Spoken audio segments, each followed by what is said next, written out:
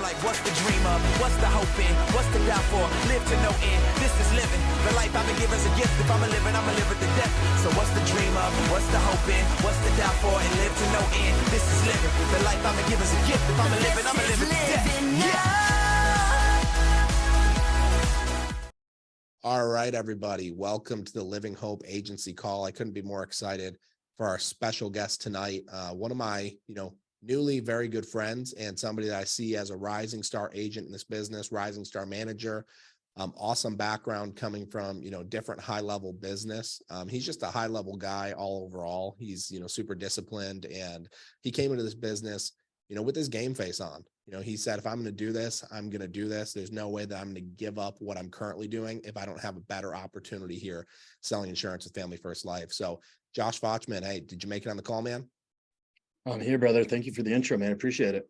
Yes, of course, man. I'm excited to have you on here, man. And I'm excited for people to hear, your background, your story, your passion for working so hard, because, there's something different about the top producers and top managers in any business, let alone here at FFL. They just have a different mindset. There's just something, they're wired a little bit differently. You were the guy who, it didn't matter if it was insurance or it was selling furniture, which was your previous background. You were willing to work 7 days a week if it meant taking care of your wife, taking care of your future family, doing something else to move you one step closer to those, dreams and goals and aspirations. So, man, without stealing your thunder, I'd love to hear, your story, your background, kind of how you got started in, sales and business, and what led you to FFL. So grew up in Florida, graduated college down there. I was a little bit lost in life, right? Living the Florida life, moved back to Michigan, bounced around a little bit here and there. Ended up landing my first, I guess you'd call it, real job. And that was selling furniture, right? That's kind of where things took off for me. I got a taste of what actually making a little bit of money felt like. I started to get that itch for wanting more. I went really, really hard with it. I went extremely hard with it. I maxed out the potential there. I could not have taken furniture sales any further. It was just physically impossible. Did that for a few years, just kind of started to stall out a little bit. Caught wind of FFL, was incredibly attracted to it, the scalability of it, the independence that comes along with it, the numbers people are pushing. And it was just like an absolute no-brainer that I had to make a jump. I love it, man. So tell us a little bit more about your journey in furniture sales. I mean, what was that like? There's other people out there who, they're selling furniture, they're selling cars, they're selling real estate, they're selling pest control, solar. It doesn't really matter what it was, but you had some things where you said, what, I am bringing in, multiple six figures. My family is doing well, but you hit a ceiling. What was it like hitting that ceiling? Why did you hit that ceiling? And why did you believe that, for instance, that industry was not scalable for you? So I basically worked every single day, 7 days a week. I would take maybe 1 day off a month, two, like if I was forced to. There's only so many people that come into a furniture store. It was kind of a unique situation, right? I basically ran the store, and I just chose to be like the #1 employee. And so I worked all the time, right? And I did well. It was, $200,000-300,000 a year deal. And it was fun at first, but once you start to make a little bit of money, right, it's like it becomes a new norm. I've heard you talk about this a lot, right? It just became the new minimum wage. And I just knew I wanted more. I hated working for somebody else. I absolutely hated it. I hated feeling like my income was in the hands of somebody else, right? At any second he decided to sell that business, get rid of it, I'm done, right? I lost my income overnight. And there just was no scalability to it beyond like where I was at. FFL, the complete opposite of what furniture sales was. Independence, right? Unlimited income, insane scalability, like you name it, right? Every option's available to you here that was not available to me in furniture sales. Now, I appreciate furniture sales, and it was great, very repetitive, but it taught me a lot about life, business, work ethic that I just, transitioned over here. I think that's a big point right there, because there's a lot of people out there who are already succeeding in another industry. And I think Josh is the perfect example of somebody that most people on this call probably would have been afraid to recruit. And I think they'd be afraid to recruit him because on the outside, it looks like, hey, well, he's doing pretty well. He looks like he's at the top of his game over there. he's crushing life, but under the surface, there were some things that were bubbling for you. You were like, you know what? I feel like I'm going to hit a ceiling here. There's no way that I can go any further. This isn't going to be able to help me succeed and hit the goals that I want to hit. But I already know that I'm a grinder. I already know that I'm willing to put in the effort. Well, what if I just put in the same maximum effort I'm putting in here with a better vehicle, with a better opportunity? You know, what would be, you know, possible for my family? So, I mean, I think that's one of the cool things, that if you're on here right now, and whether you are somebody who comes from, you know, high level background, or you know somebody that comes from a high level background, there's different types of people that are attracted to this business for different reasons. You have people they've never found, you know, massive financial success, and they're those success stories of, well, if that guy can do it, I can do it. You know, he came from, you know, washing cars to now he's, you know, helping 20 families a month. Or it's, hey, here's the successful guy selling cars, selling furniture. And if he was willing to give up a successful deal and restart from square one, well, if it's good enough for him, maybe it's good enough for me. And that's really the kind of story I think that, you know, Josh has. So, you know, you had a conversation with, you know, a mutual friend of ours, and, you know, he was, you know, talking to you about different businesses, talking to you about, you know, what's your next move. I guess, what was the thing that, I guess, made you want to take a look at what it was that we're doing here? Yeah, so that was actually a funny day too. We were basically driving somewhere, and I basically told him he couldn't get out of the car until we figured out what I was going to do next in life. And obviously FFL popped up, you popped up, Jamie, and he just started explaining what it was about. And I use the word a lot, like scalability, because like that's one of the most important things I think in an income venture, a business venture. Like that is literally one of the most important things that you need to pay attention to. You know, businesses can be very limiting if it's not a business that's scalable, right?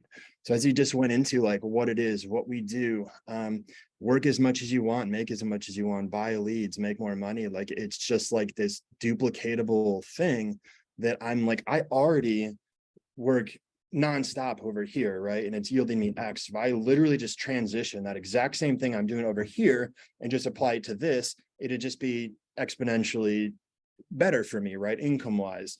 I ended up talking to you afterwards, and you started talking about a bunch of stuff. And I just, every time I would talk about this stuff with you, it would just get better and better and better. And I just went for it. And it turned into, I invited you to come out and go across the country. You were in Traverse City, Michigan, little city up in northern Michigan, and we flew out of, you know, one of the smallest airports in the country, all the way to LA for our summer sales conference. I mean, talk to us about, you know, we talk about the cliche, you know, events change lives. You know, if you could talk about that experience, you know, coming to that event, and maybe, you know, give any hope for anybody who's on the edge of, should I, you know, pull the trigger and come to Miami, or I'm coming to Miami, but I don't really know what to expect. You know, what was that experience like for you coming to your first big event? What did you take away from it, and kind of what hope can you give to somebody else? Yeah, LA was awesome. You invited me to it before I was licensed. You kind of told me about what it was, and I was all in, right?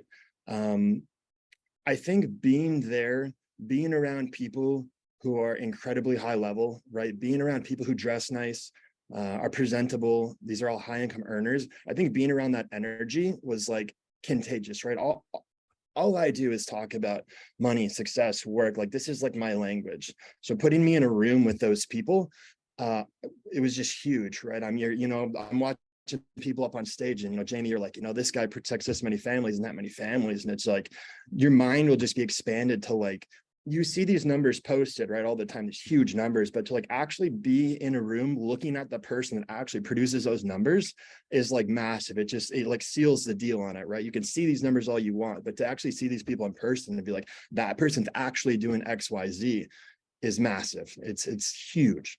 And seeing those people doing these massive numbers, I mean, did it intimidate you, or did you look at them and go, that guy, that girl are totally normal? Like, if that guy, that seriously, if that guy can do it, I can do it. I mean, Yeah. 100%. That's what I thought. And at first I felt maybe like that was a little bit an arrogant way to think about it, but I just knew I found success in my previous career, right? Like I was top 2%, right, in the industry of that. I'm looking on stage and like, if this guy can do this, like there's no way I can't do the same thing, right? Like he's just a guy, he's just a girl. The thing that I found that is taking all these people extra far is work ethic. Like that's literally it. right? It did the people that are making the most, doing the best, growing the biggest agencies, pushing the biggest numbers are literally the people who are putting in the most work. Simple. Well, I can put in work all day. Like I know that's something I'm capable of. So I know if they can do it, I can for sure do it as well. Yeah, I mean, and it's not just something that you can do, it's something that anybody can do.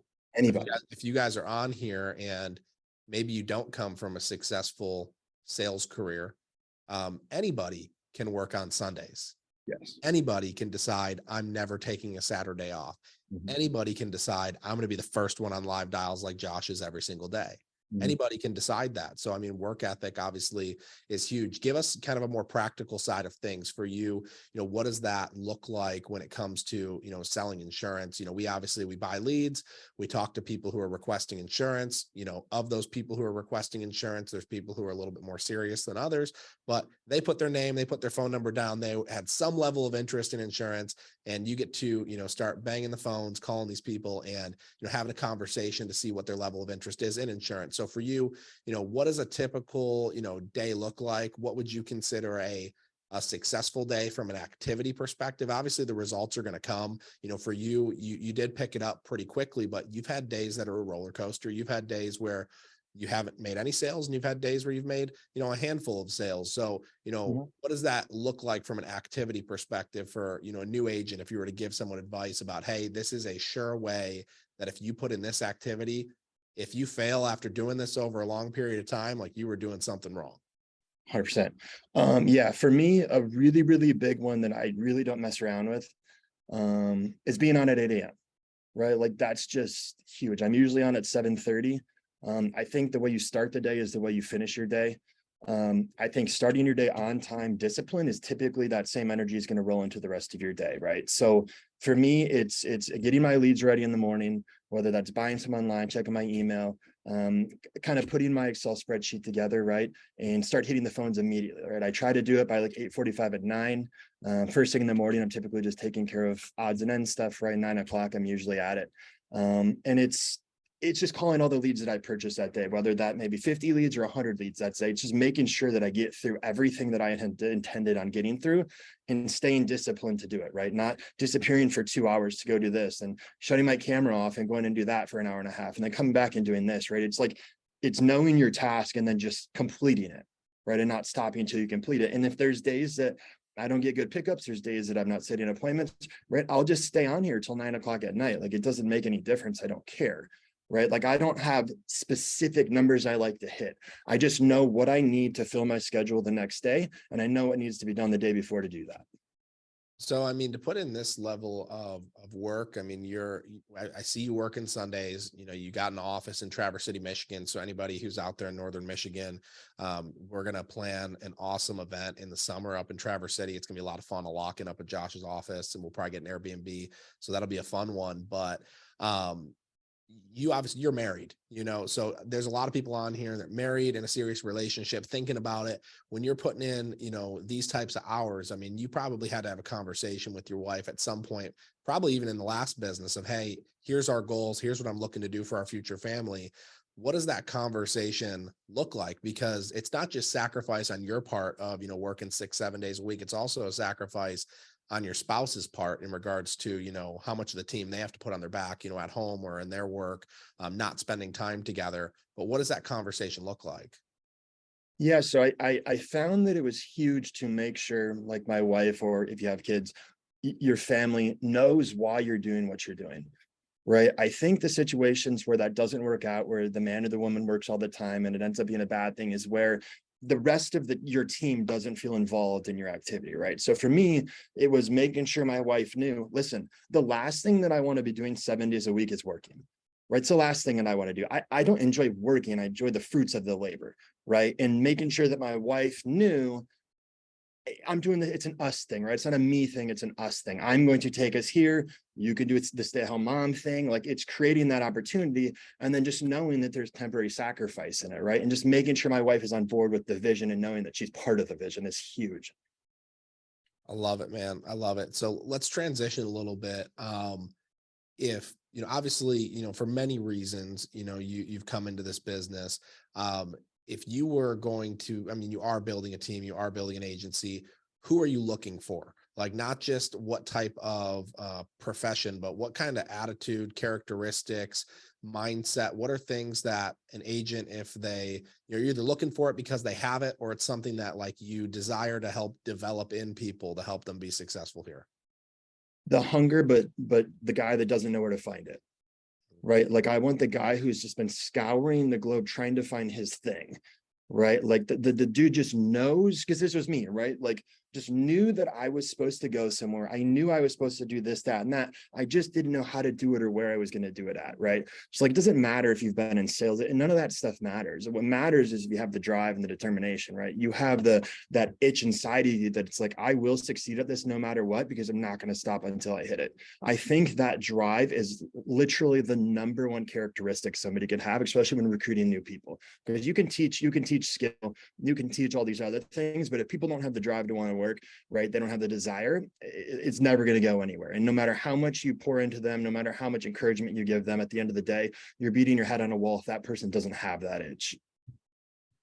I love it, man. I love it. So what kind of professions? I mean, you've got friends in all kinds of different industries that are looking at family first life. Was there anybody who you were surprised that they were interested in what we do? You know, you thought maybe same thing, like, you know, if I didn't know you before, I happened to be introduced to you through a mutual friend, but had I known you, I might've thought you were doing great. And why would I recruit Josh? Is there anybody that you've reached out to that you were surprised was interested in this opportunity? A ton of people. I'm pretty networked. I do spend a lot of time networking and kind of growing my team as far as connections and business friends, things like that. So I have networked with some pretty high level people, and I have been shocked at how many of those people are going through licensing right now. I have friends who run multi-million-dollar Airbnb businesses. I've got friends who own multiple McDonald's. I've got friends who own auto detailing businesses that you know literally are all getting licensed at the moment. They were incredibly interested, and the way they're looking at it is like, to make X amount of money through my business, there's so much headache involved, right? I got employees, I've got all of this stuff, versus minimal headache, but yielding the same outcome over here, right? So everybody's interested in this if you're presenting it right to people. And I mean, you're like, you're the guy who you meet with people in person. I think that's something that I love about you, is that you're not just, hey, let's throw up an ad on, you know, Craigslist and see, you know, what Joe Schmo decides that he wants to apply for this insurance job.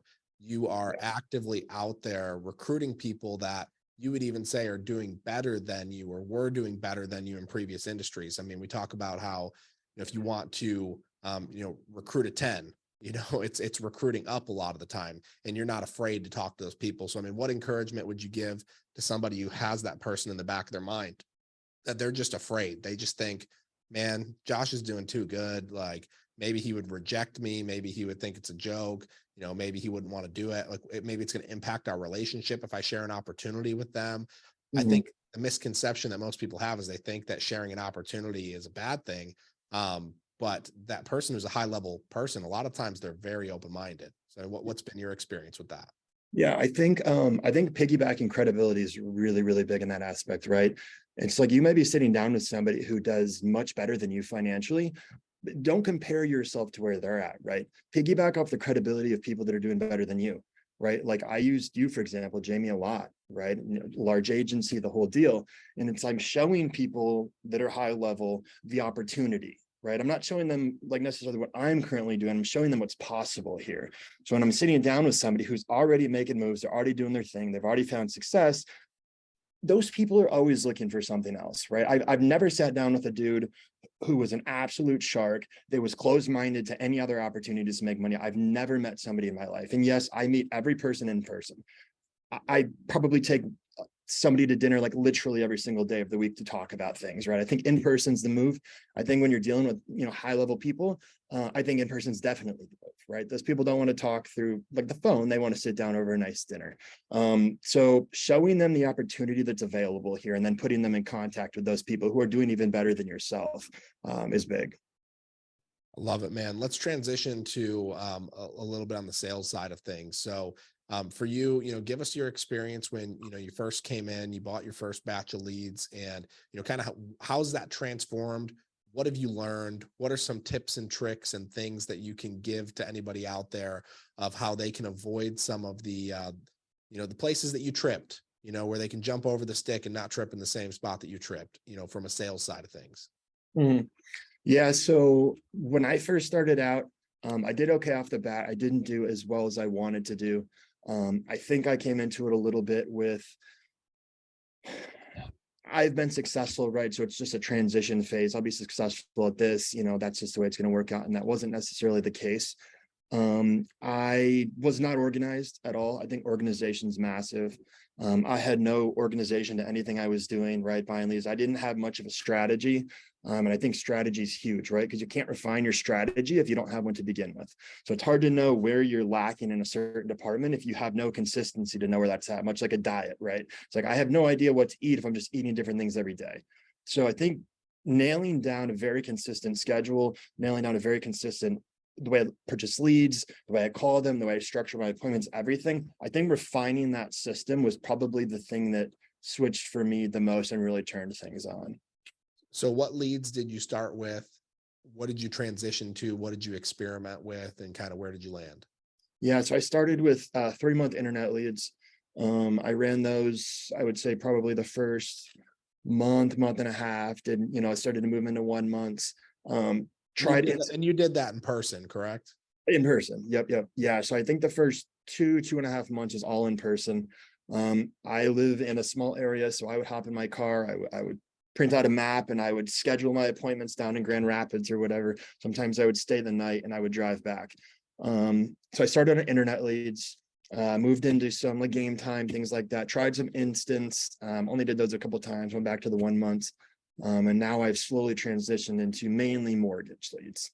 Okay. And here's the thing is that we talk about this all the time because you've booked out some counties, but right now interest rates are super high. There's not as many people buying new houses. There's not as many people that are refining. So that new mail has been, quite slow. So you've been somebody who you've been a hawk in the ILC looking for age mortgage leads. So talk to us a little bit about that, because I think there's a lot of people that think, well, how do I dip my toes into mortgage protection and not spend, $70, $80 on a lead? How do I do it for, $9-10 a lead? And, what does that look like?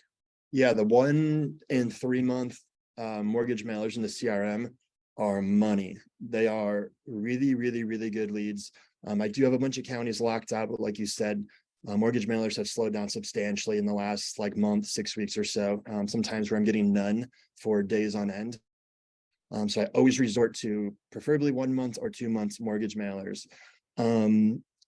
I get good pickup rates with them. I don't get a lot of pushback on people don't remember. A lot of the people that are in there, I find didn't get it taken care of. Maybe they no one got a hold of them the first time, or they just didn't like what they heard. So these people are still buyers and they're still ready to rock and roll. And I book a lot of appointments out of those. I've had really good luck with them. I love it. And, give us some perspective into the different types of ways that you're helping, protect a client. So, whether it be through, hey, I'm going to pay off the whole mortgage, part of the mortgage, equity protection, just for anybody on here who's wondering, what does that actually look like to dig through a mortgage appointment? Give us some different, scenarios maybe that you've helped.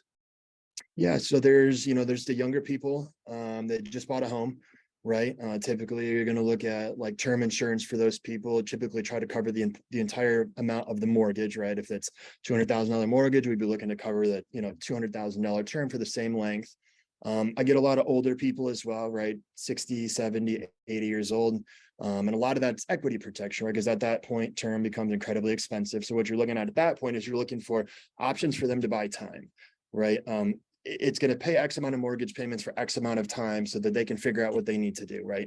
And if someone's got $200,000 in equity in their home, right, but Mary can't afford to make that mortgage payment, you don't buy them any time, you lose that home and you lose all your equity with it, right? So at that point, you're just looking to protect the equity, give Mary time, figure out what she wants to do, whether that's sell it, refi, whatever.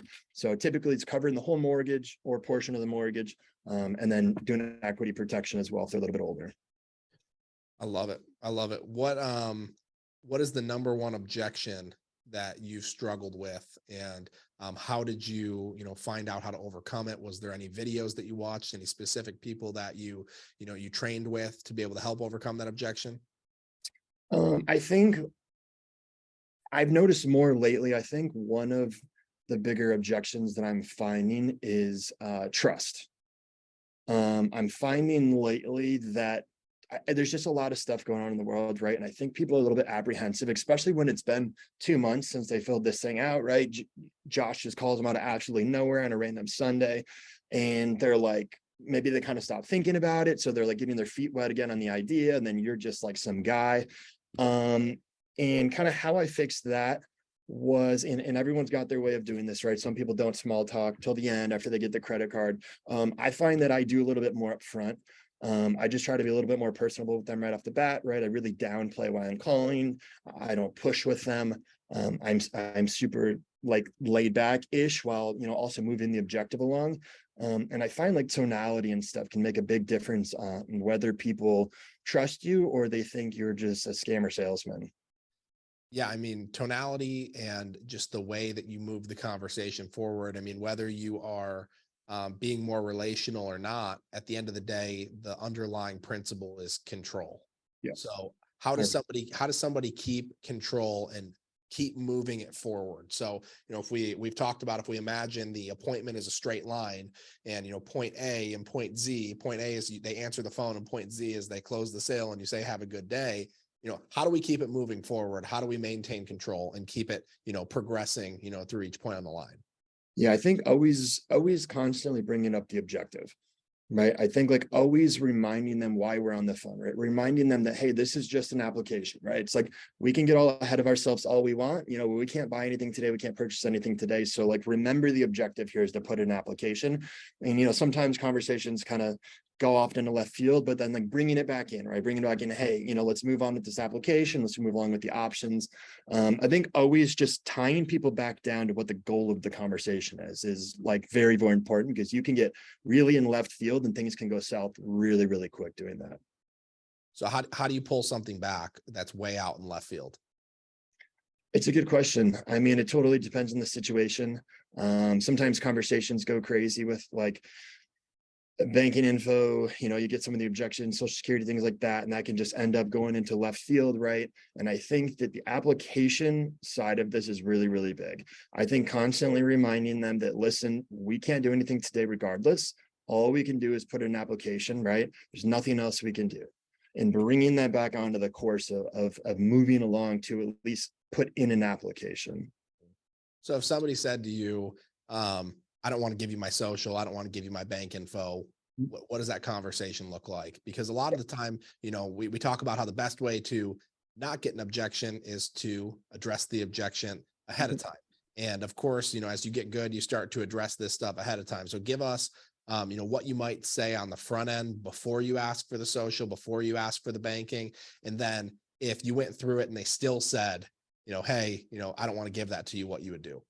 Yeah. So personally, and again, there's a million ways to do it, right? But I don't forewarn that I'll need any of that information. I just don't. In the conversation and the way I present everything, I just make it seem like it's a no-brainer when I get to that question, right? Like I just make it seem like it's just part of the application. Well, of course I need your social security number.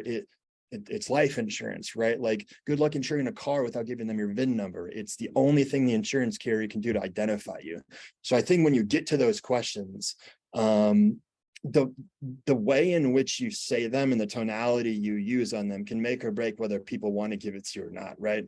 I think sometimes the lead up to those questions can freak people out, right? Like people know that social security question is coming up next, so they start to like warm the person up to it, right? And make it a bigger deal than it really needs to be. I find when I just roll into those questions, most of the time, I don't really get a ton of pushback on them. Now, occasionally, right, you'll get them. But for the most part, I don't. And I think it's just like the confidence in which I ask them. Sure. No, I totally understand that. I mean, it's the difference between someone who goes, well, hey, why do you need my banking info? And then they list off A, B, C, and D reason why you need the bank info versus the person who confidently says, so you can pay for it, dude. Yeah, 100%. And they're like, oh, okay, here's my routing and account number. And Yeah. it's like, it's almost weirder when I give you 16 reasons why we need the bank account rather than just being confident up front so you can pay for it, man. Oh, okay. Yeah. Here's my routing number. Got it. So, okay. So objections are obviously, a big thing for new agents. What about think about it? Yeah, so I always tell people, we can think about it all we want, right? But at the end of the day, it's not our decision, it's the carrier's, right? So, you could take the next 3 days thinking about this all you want. You decide you want it, we put it in an application, you get denied, and you just wasted 3 days thinking about basically nothing, right? Versus putting an application in now, at least knowing whether what you're thinking about is worth thinking about or not, right? Because if you get a denial, it's a waste of time to think about it, right? So we need to put in an application, we need to see if they'll even give us approval, then we can think about it for up to 30 days after that, if we want to at that point. I mean, you can just hear it. It doesn't really matter what objection I give you. Like you said, you got to keep the objective at the center. The objective is we're putting in an application. It's just like it's in your language, and it doesn't matter what objection I give you. Hey, the only thing we can do is put in an application, which is good.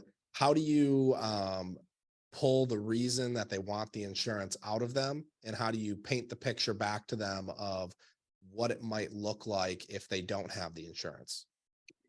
So I always find out like the main reason, right? Sometimes it's a home, sometimes it's, you've got a husband and wife, right? And the husband has most of the income, the wife doesn't. If the husband was to pass away, the wife's in a really, really bad spot. So I think finding out who the biggest financial loss is in a situation is incredibly important.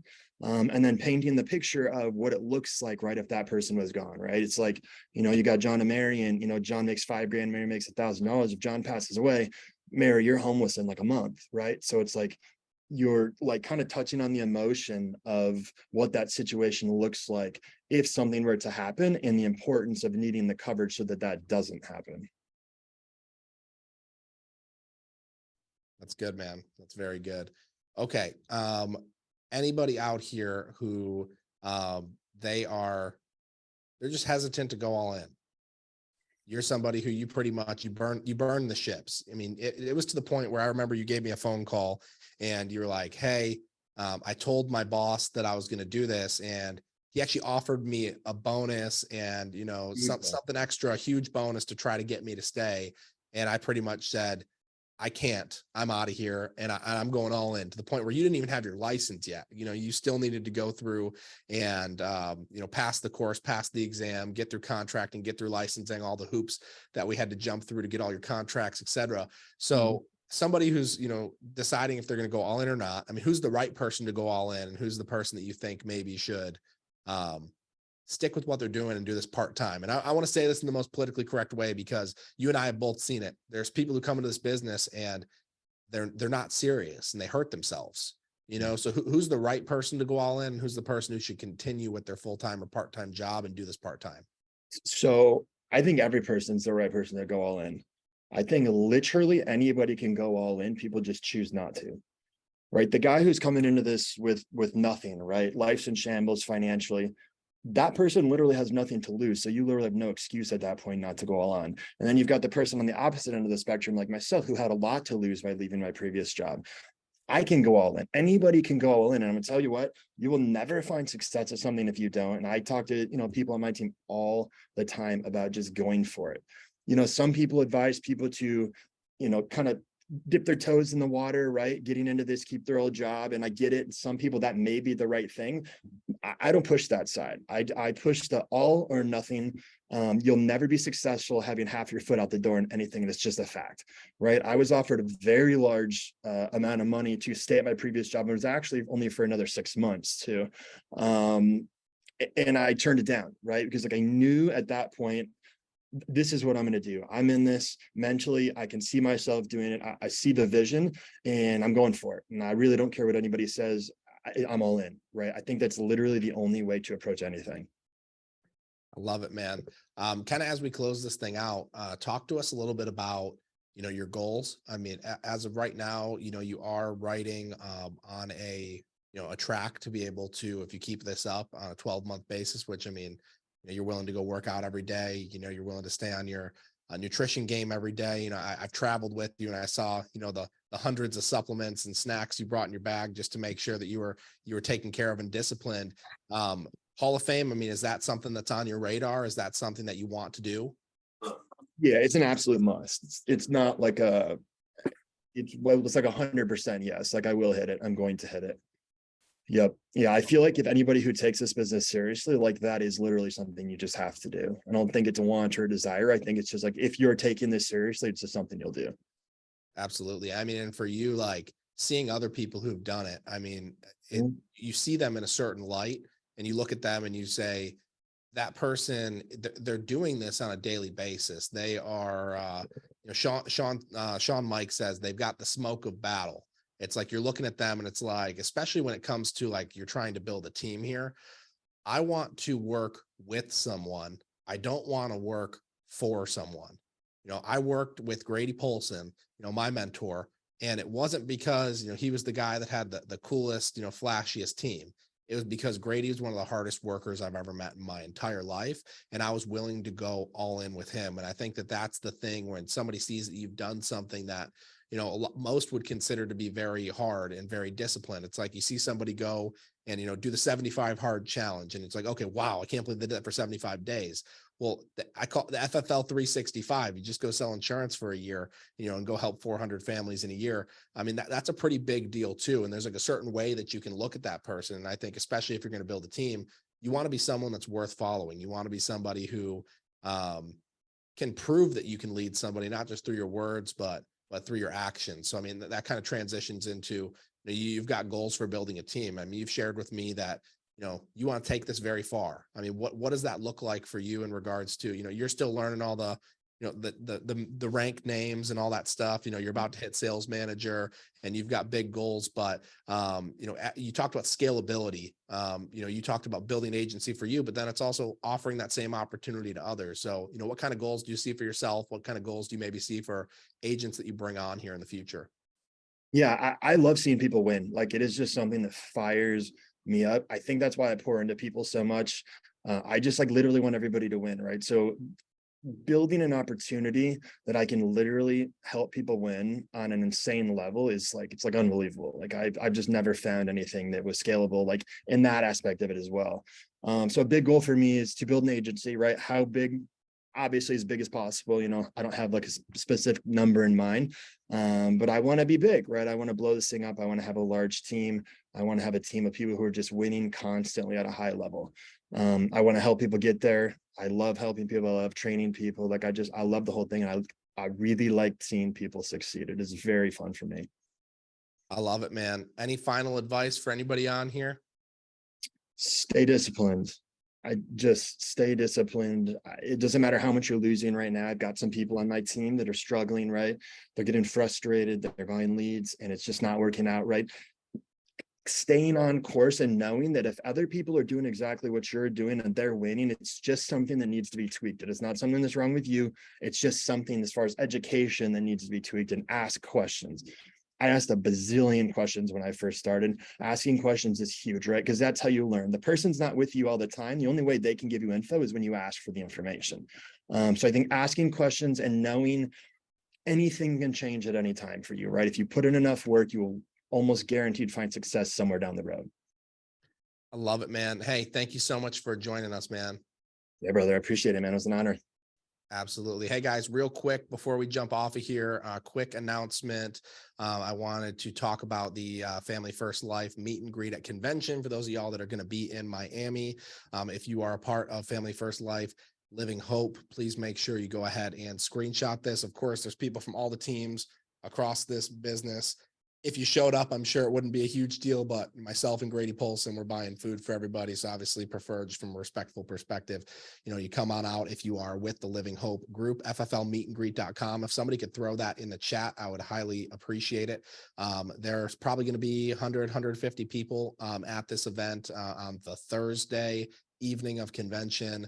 I believe that's going to be during the Spanish convention. So 7 to 9 p.m. at this restaurant. It's going to be great. Grady Polson is going to be hosting. If you've ever been to a Grady Polson event, typically you walk away with like a notebook and a pen and great food and, awesome mentorship. So it's going to be a fantastic event. So make sure you guys go ahead and RSVP for that. I can't wait for everybody to experience Miami. It's going to be absolutely incredible.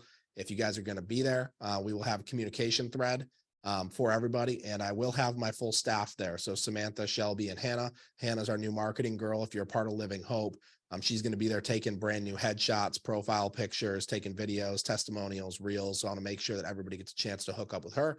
So can't wait. Hope everybody has an amazing night. If you are still dialing, I'm going to be still dialing. So I'll be on here tonight. Everybody have a great day, and we will talk to you all next time. Peace out, guys.